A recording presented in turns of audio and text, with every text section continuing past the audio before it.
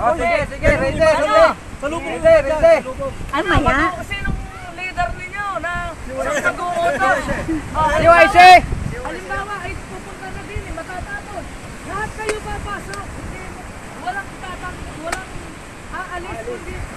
Talagang gagawin para makapasok kayo ng... Sige. Dito nyo mismo ilalagay. Oo. Walang ganyan. Natatapon na. Sa baba. One, two, three.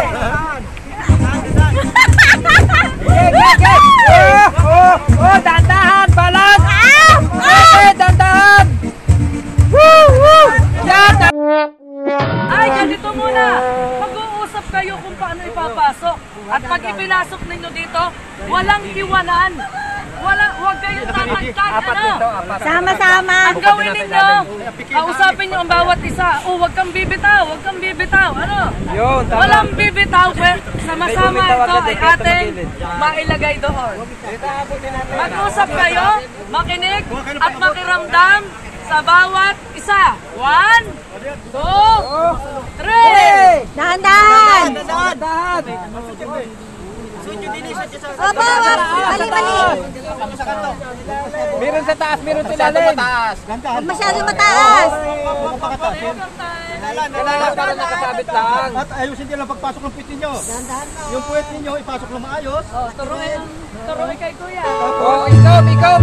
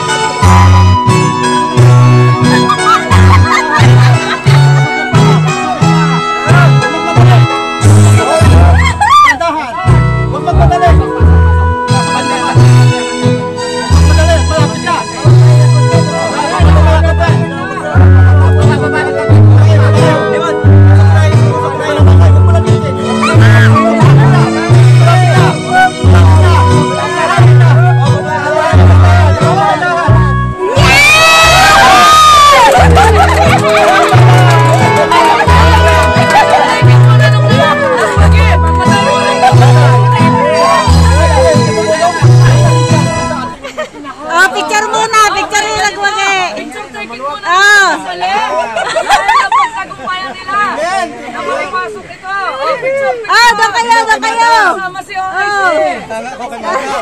Tama kayo dyan. Doon. Sunsod. Picture. 1, 2. Okay po. Ganito.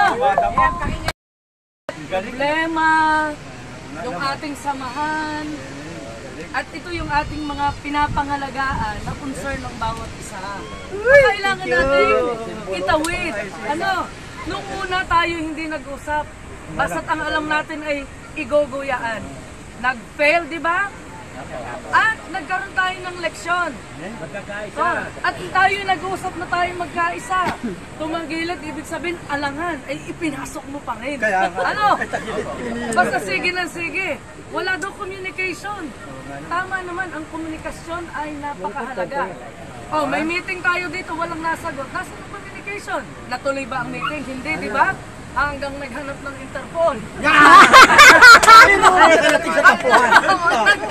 Nakarating sa tampuhan. Ngayon, pinag-uusapan na bakit naman gano'n? Ibig sabihin may communication na. At naging matagumpay tayo na naipasok natin ito. Tingnan natin, medyo puno ba? Medyo puno pa. May pagkakataon na hindi talaga perfecto. Dahil talagang napakahirap ng bagay. Pero still, nagtagumpay tayo. Kahit ito'y kakaunti na, still, naiabot natin ng may pag-uusap. Sigurado tayo na may ipasok. At kinausap ang bawat isa kung anong gagawin po. Ang point mo, ipasok mo.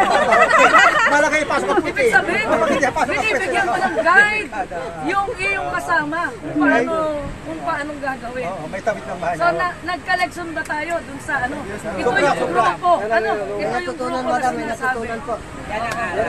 Ito ang tinatawag nating team building.